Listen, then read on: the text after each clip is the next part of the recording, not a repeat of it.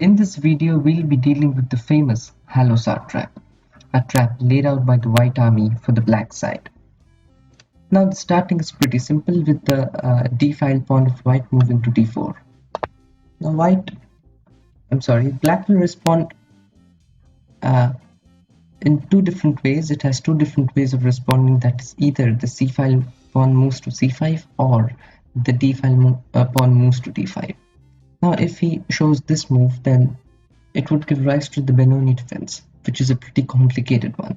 So many would like responding symmetrically, which is not such a bad move, but a pretty decent one. Now White would attack this black pawn using his pawn at e4. Now the best move for black is to take this down, as it would simultaneously attack this pawn also. Now White attacks this pawn using his knight at c3, and black supports it using his knight. Now a strategic move from the side of White would be moving this pawn to f3, and black quickly captures it, which is the best move available to him. Now the queen captures this black pawn at f3, leaving this one unprotected. So this queen races down here at d4 and captures it. Now the next move that White will give is attack this queen with the help of his bishop at e3. Now black will have two main moves, that is moving his queen back to his home, and the second one is moving to b4, which is a pretty good move as it would attack this knight and pawn simultaneously. Now for White, the best move here is castling on the queen side, which would protect this pawn as well as this knight. But here the main point is the availability of the entire of d-file to this rook, and this would largely restrict the movement of this king and other pieces. Now if black looks closely into this game, he will see that upon moving this bishop at g4, he'll be able to pin down both of these, while none will be able to capture this because of this knight. Now the main climax of this trap is here. Knight moves to b5.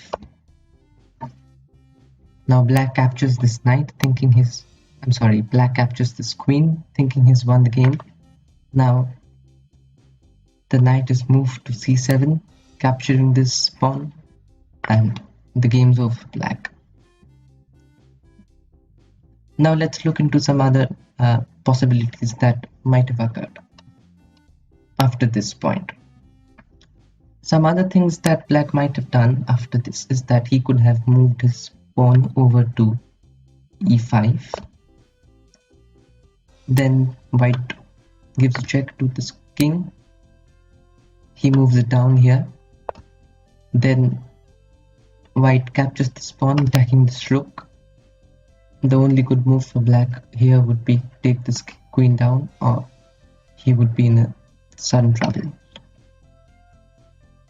Now it's again a check for black using this bishop here at c5, and again the game's over for black. Now a third and last possibility over here for black would be moving this knight at a6. Now capturing this pawn with this knight would be a useless move, as this knight would capture this. Instead, White would like to take down this pawn and attack this rook, and then try to make his way into this line, capturing this rook. So black wouldn't like to capture the rook here at d1, but would rather attack it here like this. But again, White captures his knight, and the game is again against black. So here's the Halosar Trap. The main point of it is to make the black fall into this trap and make sure that he follows the steps which are wrong.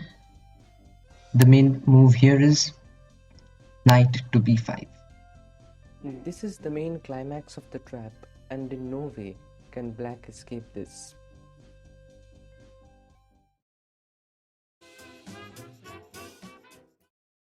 You can subscribe to our channel and tap the bell icon.